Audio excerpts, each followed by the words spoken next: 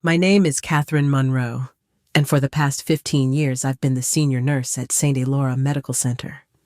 I've worked more night shifts than I can count, led emergency response drills, rewrote outdated protocols, and quietly built a system that helped cut patient wait times in half. But no one ever seemed to notice the woman behind the clipboard. The moment I handed in my resignation, Dean Blake didn't even look up at first. He just leaned back in that overpriced leather chair of his, sipping his espresso like this was a casual Friday chat. Then he chuckled deep and smug and said the words that burned into my memory forever. "You're just a nurse, Kathy. Good luck finding another job with that resume." I stood there holding the letter I'd rewritten at least 30 times, listening to the way he laughed like I'd told him a joke. In that moment, every sleepless night, every double shift, every problem I'd solved that he took credit for flashed through my mind like a slideshow I never signed up to watch. 15 years of dedication boiled down to a punchline. He was always like that Dean Blake, the visionary hospital director who'd somehow convinced the board he was the driving force behind every tech upgrade and policy innovation we implemented. What he never said, and what no one ever asked, was where those ideas came from. They came from me.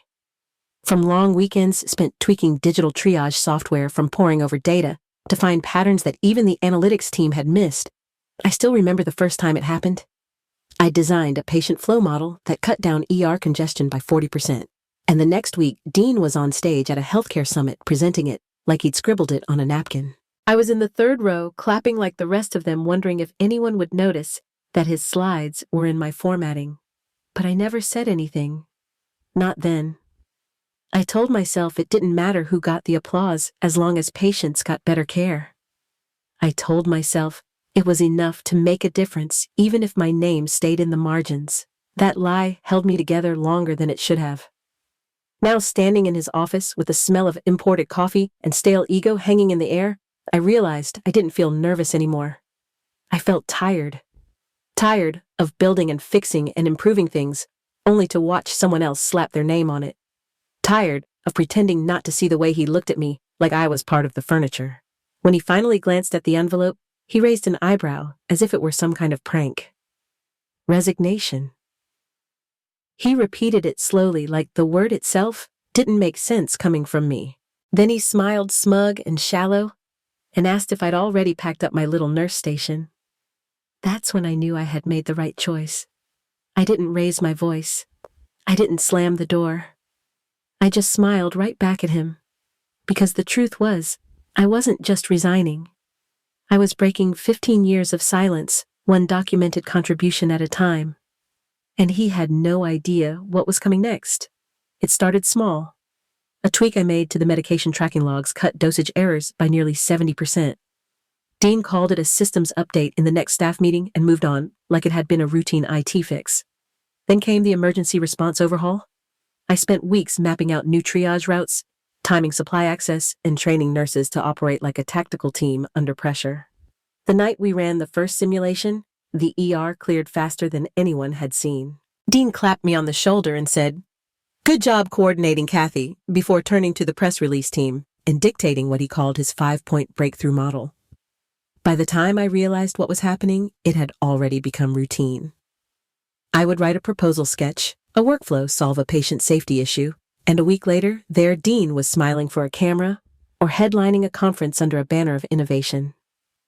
My name was always tucked away under contributors or not mentioned at all. When I asked about it once, he told me I was part of the support team, not the face of the future. I started recognizing the pattern. He waited for results, not ideas. He needed something that already worked, something solid enough to survive scrutiny before he stepped in to claim it. I was the builder. He was the brand. There was a moment last spring, I think, when I watched him demo a nurse-patient communication platform I had designed to help multilingual families navigate post-op care. I saw my color codes, my logic tree, and my feedback system. And then I heard him describe it like it was born from his late-night brainstorms over espresso and data. I didn't cry. I didn't scream. I just sat in the back of the auditorium and listened as people applauded. Something in me went quiet that day. Not broken, just quiet, like a door clicking shut deep inside a long hallway. Because the worst part wasn't that he stole my work. It was that no one ever questioned if it had been his in the first place. It started the night I overheard Dean telling a donor that the AI triage tool was his personal invention. He spoke with such ease, weaving in terms he barely understood, while I stood outside the conference room holding the revised patient flowchart he hadn't even looked at. That night, something inside me shifted. I went home and backed up every version of that tool. Every iteration. Every line of logic I'd spent weekends fine-tuning. Then I started digging through old emails, pulling every thread that connected my name to the innovations he paraded around as his own. I created folders, timelines, and annotated change logs, quietly, methodically. It wasn't enough to be right. I needed proof. Proof that couldn't be waved off or buried in HR silence. So, I started forwarding files to a secure cloud account, naming each file with timestamp details and source references. I even screen recorded walkthroughs where I explained the logic behind my systems for internal training modules. The real genius move, though, came during the annual policy review. I'd volunteered for the compliance task force and rewritten a clause buried deep in the IP section. It clarified that documentation created independently by staff for the purposes of research or professional development belonged to the author, not the institution. Dean signed it without a glance. He never read the footnotes. From then on, every proposal I submitted included a training component, a code sample, a research reference. Every improvement I designed, I kept a personal version. It was work, but it was also insurance. No one suspected anything. I still smiled in meetings. Still nodded when Dean said we needed to build a culture of innovation. I played my part so well he never noticed I'd stopped believing in him. I wasn't planning revenge. Not at first. I was building an escape route, but as the months passed and the files grew and my confidence returned, I realized I wasn't just collecting evidence. I was drawing the blueprint for something bigger. And when the time came, I'd be ready. The box wasn't heavy, but I held it like it carried my entire life. In a way, it did. Inside were 4 encrypted drives, each labeled with dry clinical terms that meant nothing to the untrained eye, but represented years of sleepless nights and solitary breakthroughs. Dean barely glanced up when I passed his office, but when he saw the drives, his eyes narrowed. He asked if I was planning on taking hospital property with me, trying to keep his voice steady. I didn't stop walking, just turned slightly, and said they weren't hospital property. Not according to Section 12.4 of the revised IP policy, which he had signed last year without reading. He stood half laughing, half demanding clarification. I paused just outside the door and told him what was on the drives. Full documentation of every AI-driven protocol, all the decision trees, the emergency workflow engines, the patient interaction models. Everything he had called his carefully documented and backed up in my name. I could see it hit him in waves. First confusion, then realization, then the dread creeping across his face like a cold tide. He tried to assert control, saying I couldn't legally take proprietary software. I reminded him gently that I had designed it, alone, on nights and weekends. And according to the policy clause I wrote during the compliance overhaul, any materials created independently for research or learning remained with the creator. He reached for his phone like he was going to call legal, but his hand stopped midair. I think he knew there was nothing left to argue. Not with what I had, not with what I could prove. For years, I'd watched him steal credit with a smile. Now I watched that same smile evaporate. He asked if I'd reconsider. I told him I already had, 18 months ago. When I finally stepped through the lobby doors, sunlight hit my face like it hadn't in months. I didn't look back. Not because I didn't want to, but because I knew he was watching. And that was enough. He called after me. Just as I reached the elevators, his voice strained, asking where I planned to go. I turned slowly, letting the silence stretch just long enough to make him uncomfortable. Then I told him I'd already accepted a position as Director of Innovation at Mayo Nova. For a second, he looked like he hadn't heard me right. That name meant something in our world. Mayo Nova wasn't just another hospital. It was a frontier lab, dressed like a clinic, where medicine and machine learning moved together. The place that made headlines for predictive recovery timelines and robotic integrated care models. The kind of place where ideas mattered more than ego. He opened his mouth, but I cut him off. They had been trying to contact me for over 3 years, I said. Every time they reached out, he intercepted their messages, dismissed their interest, and claimed I was unavailable or not ready for leadership. He blinked like someone had slapped him. I let that hang for a moment, then added that 6 months ago I got curious, reached out myself. They responded within a day. The head of their innovation unit had read my internal presentations. She said they were some of the most advanced workflows she'd seen. She didn't just want my ideas, she wanted me. He tried to argue again, to pull rank, but I was already past him in every way that mattered. I had negotiated my own contract. I had reviewed their research pipeline. I had a team waiting for me, and a budget 3 times the size of what he'd ever allowed. The elevator dinged behind me, soft and final. I told him I wasn't walking away to start over. I was stepping into something I had built brick by brick, behind the scenes while he took the spotlight. The part he never understood was that while he had been collecting praise, I had been collecting power. And now it was mine to use. The stage was bathed in soft blue light, the kind designed to make even the most nervous speaker look composed. Dean stood at the center holding a clicker, like it might save him. I watched from my new office at Mayo Nova. The live stream projected onto the wall, surrounded by a team who now knew exactly who had built the systems he was about to present. He began with the usual platitudes: innovation, patient-centric models, seamless data integration. He spoke in circles, relying on buzzwords I'd heard him rehearse 100 times before, but something was different this time. His rhythm was off. His confidence is thin. Then came the first question. A professor from Johns Hopkins asked about the decision tree structure used in our emergency AI. Dean blinked. He coughed, then muttered something about adaptive learning layers and skipped to the next slide.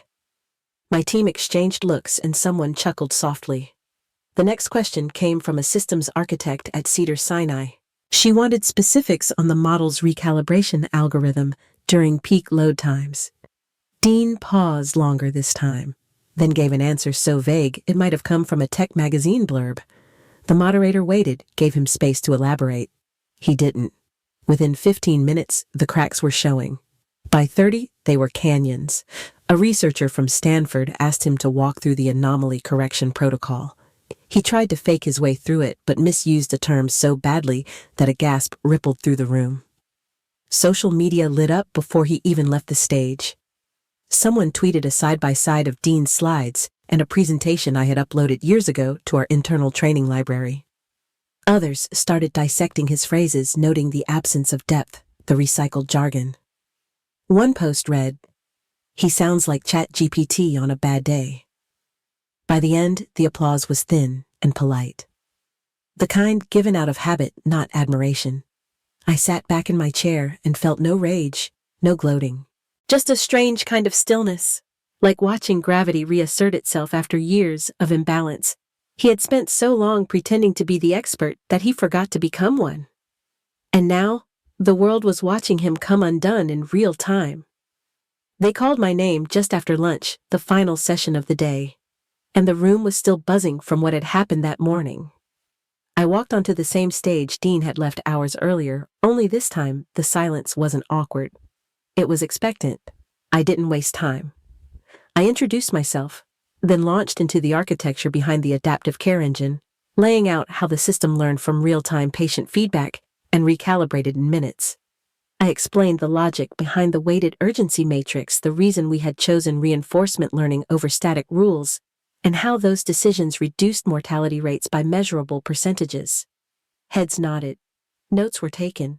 People leaned forward instead of checking their phones. And when I finished, the room erupted.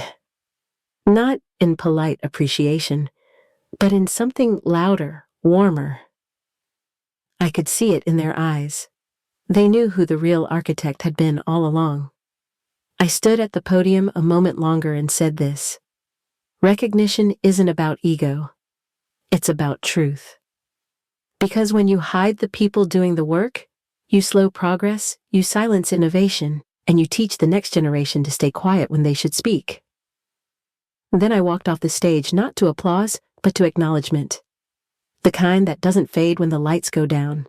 In the weeks that followed the conference, things moved fast. Industry blogs corrected old attributions. Research papers that had once listed me as a secondary contributor were amended. Invitations to speak, collaborate, and consult poured in, not because I had gone viral, but because people finally saw what I had built. St. Elora lost 2 of its biggest tech partnerships before the month ended.